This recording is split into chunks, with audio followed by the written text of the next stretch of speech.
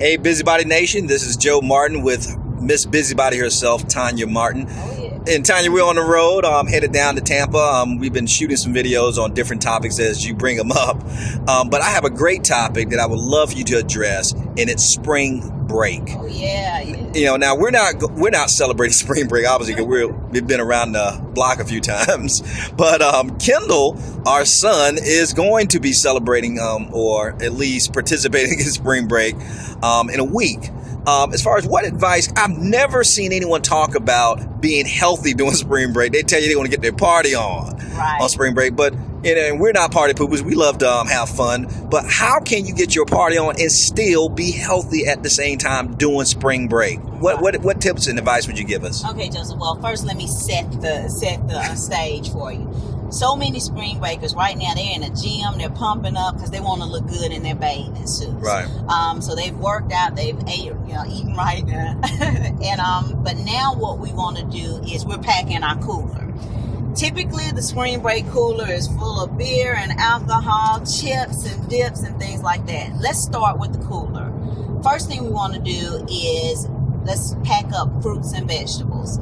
Start with being very intentional on what you put in there, because we know what we're going to do on spring break. As much as I'm not condoning it, but let's be realist, okay? Right. If you like avocados, instead of guacamole, let's throw some avocados in there. Let's throw some bananas in there. Let's throw lemons and oranges. And the reason why I'm saying those things, Joseph, is because those are foods that's going to, they're rich in potassium and minerals, so that if we have those spring breakers who are wanting to use alcohol, it's going to help replenish those things that they're taking out of their body. Right. Another thing that happens during spring break is that we put a huge strain on our liver function when we indulge in all of these processed and high alcohol content things. So what we want to do is we want to really encourage them to hydrate, drink plenty of water, and be very intentional on the food that they're eating. They don't need high fatty foods, fried foods, greasy foods, and things like that. But that is, even though that's what their body is going to crave. Right. The key, what I would just suggest is, I'm not going to be a party pooper, but if you're going to drink, limit the amount of alcohol that you intake. For every drink that you drink a glass of water. Also, stay away from your beer and your wine. Stick with spritzers and light cocktails if you're going to do it.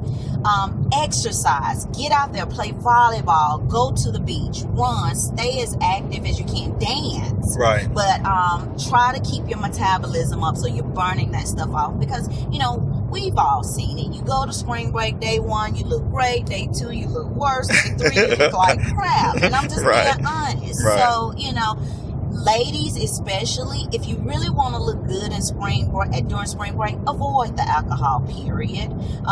Red eyes, bags, and a pooch stomach is not cute. But if you're gonna do everything in moderation and be wise with what you put into your body. Those are some great ideas and great tips, Tanya. And if you want to find out more tips like this from Miss Busybody herself, just go to www.givemeyourbody.com. Thanks, Tanya. You.